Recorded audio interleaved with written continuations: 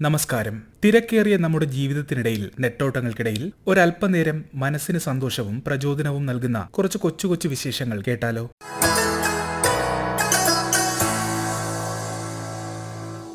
ആകാശവാണി വാർത്താ വിഭാഗം അവതരിപ്പിക്കുന്ന നല്ല വാർത്തയിലേക്ക് സ്വാഗതം.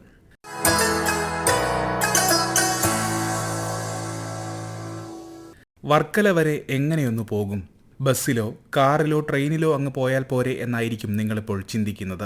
എന്നാൽ ഈ വർക്കലയ്ക്ക് പോകണമെങ്കിൽ ട്രെയിനോ വിമാനമോ ഒന്നും പോരാ. അല്പം സങ്കീർണമായ ഈ യാത്രയ്ക്ക് ബഹിരാകാശ പേടകം തന്നെ വേണ്ടിവരും. നിലവിലത് ആർക്കും സാധിച്ചിട്ടില്ല താനും. കാരണം എന്തെന്നല്ലേ?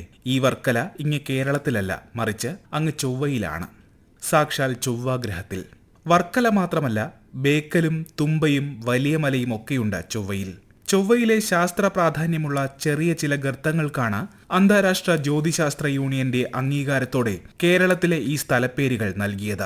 Indian Institute of Space Science and technology സ്ഥിതി ചെയ്യുന്ന തിരുവനന്തപുരത്തെ വലിയമല, വിക്രം സാരാഭായ് സ്പേസ് സെന്റർ സ്ഥിതി ചെയ്യുന്ന തുമ്പ, ഭൗമശാസ്ത്രപരമായ പ്രത്യേകതകളുള്ള ക്ലിഫിന്റെ പ്രാധാന്യം പരിഗണിച്ച് വർക്കല, ചരിത്ര സ്മാരകമായ ബേക്കൽ കോട്ടയിൽ നിന്നും ബേക്കൽ എന്നിങ്ങനെയാണ് പേരുകൾക്ക് അംഗീകാരം ലഭിച്ചത്. തുടർച്ചയായ ശാസ്ത്രീയ രേഖകളും വിശദീകരണങ്ങളും നൽകിയതിനു ശേഷമാണ് പേരുകൾ അംഗീകരിക്കപ്പെട്ടത്. തീർന്നില്ല, നമ്മുടെ കൃഷ്ണനുമുണ്ട് അവിടെ. ചൊവ്വയിലെ 50 കിലോമീറ്ററിലധികം വലിപ്പവും 350 കോടി വർഷം പഴക്കവുമുള്ള ഗർത്തമാണ് കൃഷ്ണൻ. വലിയ ഗർത്തങ്ങൾക്ക് ജ്യോതിശാസ്ത്ര രംഗത്ത് മികച്ച സംഭാവനകൾ നൽകിയ ശാസ്ത്രജ്ഞരുടെ പേരുകൾ നൽകണമെന്നതാണ് മാനദണ്ഡം.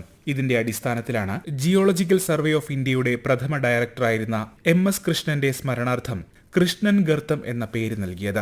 കാസർഗോഡ് ഗവൺമെന്റ് കോളേജ് ജിയോളജി വിഭാഗം assistant professor doctor Asif Iqbal Kakkassery, Thiruvananthapuram Valiyamala Indian Institute of Space Science and ടെക്നോളജിയിലെ ഡോക്ടർ VJ രാജേഷിന്റെ മേൽനോട്ടത്തിൽ നടത്തിയ PhD ഗവേഷണത്തിന്റെ ഭാഗമായാണ് പേരുകൾ നിർദ്ദേശിച്ചത്. കേരളത്തിലെ ഭൂപ്രദേശങ്ങൾക്ക് ഇത്തരത്തിലൊരു അംഗീകാരം ആദ്യമായാണ് ലഭിക്കുന്നത് എന്നത് ഒരു ചരിത്ര നേട്ടം തന്നെയാണ്.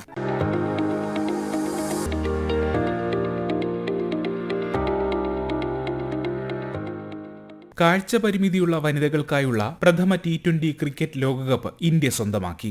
കലാശപ്പോരിൽ നേപ്പാളിനെ 7 വിക്കറ്റിന് പരാജയപ്പെടുത്തിയാണ് ഇന്ത്യൻ ടീം കപ്പുയർത്തിയത്. ടൂർണമെന്റിലുടനീളം പരാജയമറിയാതെയാണ് ഇന്ത്യ കുതിച്ചത്. നിശ്ചയദാർഢ്യത്തിന്റെയും പ്രതിസന്ധികളിൽ തളരാത്ത കരുത്തിന്റെയും പ്രതീകമായിരുന്നു ടൂർണമെന്റിലെ നമ്മുടെ താരങ്ങളുടെ പ്രകടനം. സാമൂഹിക മുൻവിധികളും കുടുംബങ്ങളിലെ ബുദ്ധിമുട്ടുകളും ഉൾപ്പെടെയുള്ള ധാരാളം പ്രശ്നങ്ങളെ അതിജീവിച്ച കഥകൾ ടീം അംഗങ്ങളിൽ ഓരോരുത്തർക്കും പറയാനുണ്ട്. കഠിനാധ്വാനത്തിലൂടെ മുന്നേറുന്നവർ കായിക രംഗത്ത് മാത്രമല്ല, ജീവിതത്തിലും ഒരിക്കലും പരാജയപ്പെടുന്നില്ലെന്ന് ടീമിനെ അനുമോദിക്കവേ പ്രധാനമന്ത്രി നരേന്ദ്രമോദി പറഞ്ഞു. അർപ്പണബോധത്തിലൂടെയും നിരന്തര പരിശ്രമത്തിലൂടെയും വെല്ലുവിളികളെ അതിജീവിക്കാനുള്ള ആർജവത്തിന്റെ ആഘോഷമാണ് ഈ വിജയം.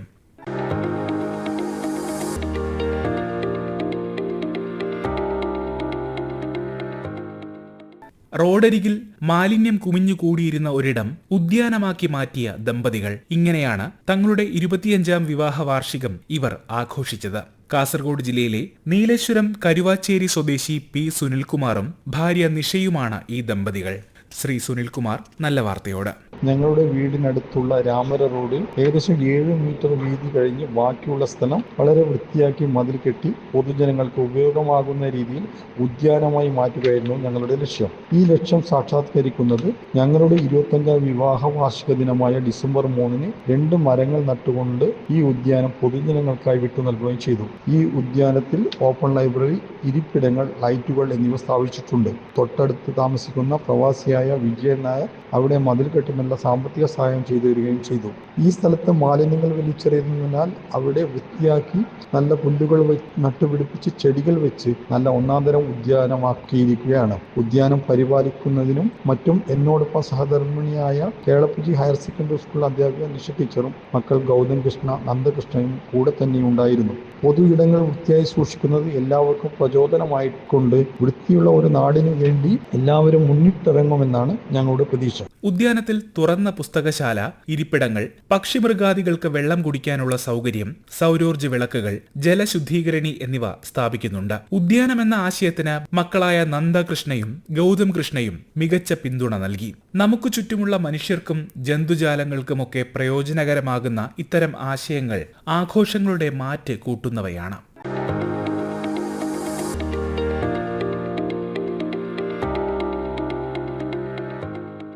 മലപ്പുറത്തെ കോട്ടക്കലിൽ നിന്നും ബീഹാറിലെ സമസ്തിപൂരിലുള്ള 3 കുടുംബങ്ങളിൽ അപ്രതീക്ഷിത സ്നേഹസമ്മാനമായി മധുരമെത്തിയ കഥയാണ് ഇനി. കോട്ടക്കലിലെ പുത്തൂരിൽ ഒരു പെട്രോൾ പമ്പിൽ ഇന്ധനം നിറച്ചുകൊണ്ടിരിക്കെ പെട്ടെന്നൊരു കാറിൽ തീ പടരാൻ തുടങ്ങി. ഒട്ടും തന്നെ പതറാതെ, സമയം പാഴാക്കാതെ കാറിലുണ്ടായിരുന്ന കുടുംബത്തെ പമ്പിലെ ജീവനക്കാരായ അന്യസംസ്ഥാന തൊഴിലാളികൾ രക്ഷപ്പെടുത്തി. ഫയർ എക്സ്റ്റിംഗ്വിഷർ ഉപയോഗിച്ച് തീ കെടുത്തി. വലിയൊരു അപകടത്തിൽ നിന്ന് കാർ യാത്രക്കാരെയും പമ്പിനെയും രക്ഷിച്ച അതിഥി തൊഴിലാളികളാണ് കഥയിലെ താരങ്ങൾ. സ്വന്തം സുരക്ഷ പോലും നോക്കാതെ ഉടനടി പ്രവർത്തിച്ച അനിൽ പൂർവിയ, അലോക്, ബബ്ലു. ബീഹാറിലെ സമസ്തിപൂർ ജില്ലയിലെ ഖാൻപൂർ സ്വദേശികൾ. അവരുടെ സമയോചിത ഇടപെടലിന് അംഗീകാരമായി മലപ്പുറം അഗ്നിരക്ഷാസേന മൂവരെയും പൊന്നാട അണിയിച്ച് ആദരിച്ചിരുന്നു. എന്നാൽ ഇവരുടെ ധീരത, അതിന് ലഭിച്ച ആദരം, ഇതൊക്കെ അവരുടെ സ്വന്തം വീട്ടുകാരും നാട്ടുകാരും കൂടി അറിയുമ്പോൾ മാത്രമല്ലേ ആ സന്തോഷം ഇരട്ടിയാകൂ. ലോകാരോഗ്യ സംഘടനയുടെ സർവേലൻസ് മെഡിക്കൽ ഓഫീസറായി സമസ്തിപൂരിൽ ജോലി ചെയ്യുന്ന മഞ്ചേരി സ്വദേശിനി ഡോക്ടർ ഷിംന അസീസ് ഈ ദൗത്യം ഏറ്റെടുത്തു.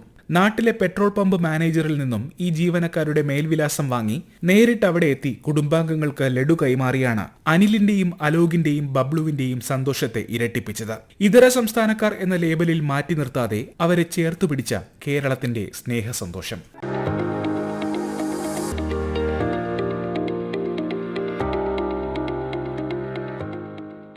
ബംഗളൂരുവിനടുത്തുള്ള ചകലട്ടി ഗ്രാമത്തിലെ ഒരു ലൈബ്രറിയിലെ വിശേഷങ്ങൾ അറിയാം ഇനി. ചകലട്ടി ചിൽഡ്രൻസ് ലൈബ്രറി. കുട്ടികൾക്കായി നടത്തുന്ന കുട്ടികളുടെ ലൈബ്രറി എന്നതാണ് ഇതിന്റെ പ്രത്യേകത.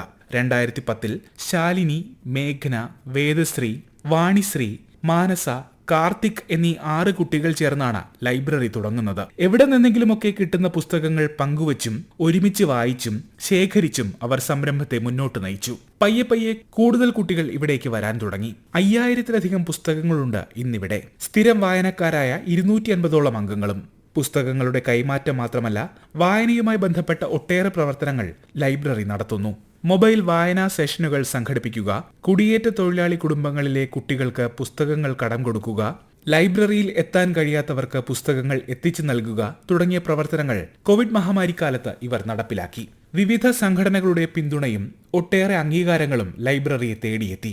ഇവരുടെ മൊബൈൽ ലൈബ്രറി സേവനം അടുത്തുള്ള ഗ്രാമീണ സ്കൂളുകളിലേക്ക് കൂടി പുസ്തകങ്ങൾ എത്തിച്ച് വായനാ സംസ്കാരം വിപുലമാക്കുകയാണ് ഇപ്പോൾ.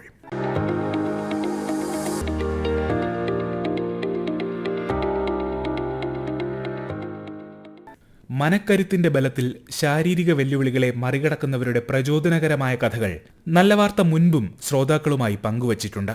അത്തരത്തിലുള്ള ഒരു മിടുക്കി പെൺകുട്ടിയുടെ കഥയാണ് ഇനി. നൃത്തച്ചുവടുകളുമായി വേദി കീഴടക്കിയ അക്ഷിത ദയാനന്ദ് എന്ന 14-കാരിക്ക് വനിതാ ശിശു വികസന വകുപ്പിന്റെ ഉജ്ജ്വല ബാല്യം പുരസ്കാര നേട്ടം. ഭിന്നശേഷി വിഭാഗത്തിലാണ് കണ്ണൂർ ജില്ലയിലെ അന്നൂർ ചിന്മയ വിദ്യാലയത്തിലെ 8ാം ക്ലാസ് വിദ്യാർത്ഥിനിയായ അക്ഷിത പുരസ്കാരം നേടിയത്. കരിവെള്ളൂർ സ്വദേശിനിയായ അക്ഷിതയുടെ കാലുകൾക്ക് ജന്മനാ തന്നെ ബലക്കുറവുണ്ടായിരുന്നു. തുടക്കകാലത്ത് പരസഹായം വേണ്ടിയിരുന്ന അക്ഷിത നിരന്തര അധ്വാനത്തിലൂടെ വെല്ലുവിളികളെ ഓരോന്നോരോന്നായി തരണം ചെയ്തു. ഏറെ പ്രയാസമേറിയ യാത്രയായിരുന്നു ഇത്. എന്നാൽ അതിൽ അക്ഷിത ഒട്ടും തന്നെ പിന്നോക്കം പോയതുമില്ല. Bharatanatyam, break dance, cinematic dance, fusion dance തുടങ്ങി വിവിധ നൃത്ത ഇനങ്ങളിൽ ഈ കൊച്ചുമിടുക്കി പ്രാഗൽഭ്യം കൈവരിച്ചു. 5 വയസ്സ് മുതൽ നൃത്തം പഠിക്കുന്ന അക്ഷിത 35-ലേറെ വേദികളിൽ ഇതിനോടകം നൃത്തം അവതരിപ്പിച്ചു കഴിഞ്ഞു. മനക്കരുത്തിന്റെയും ദൃഢനിശ്ചയത്തിന്റെയും ഇച്ഛാശക്തിയുടെയും പ്രതീകമാണ് അക്ഷിത.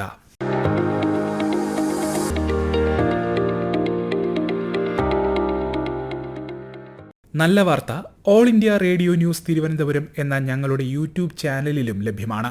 നല്ല വാർത്തയെക്കുറിച്ചുള്ള ശ്രോതാക്കളുടെ അഭിപ്രായം nallavaartha@gmail.com എന്ന ഇമെയിൽ ഐഡിയിലും യൂട്യൂബ് കമന്റായും അറിയിക്കാവുന്നതാണ്. ശ്രോതാക്കളുടെ അഭിപ്രായങ്ങൾ ഞങ്ങൾക്ക് ഏറെ വിലപ്പെട്ടതാണ്.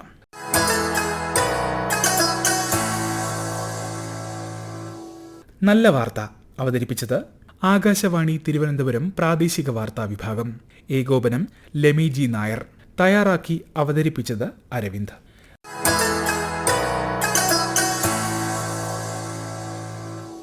നല്ല വിശേഷങ്ങൾ നിറഞ്ഞ നല്ല നിമിഷങ്ങളുമായി ശ്രോതാക്കളിലേക്ക് അടുത്ത ശനിയാഴ്ച 6:40 വീണ്ടുമെത്താം. ശുഭാശംസകൾ നേരുന്നു.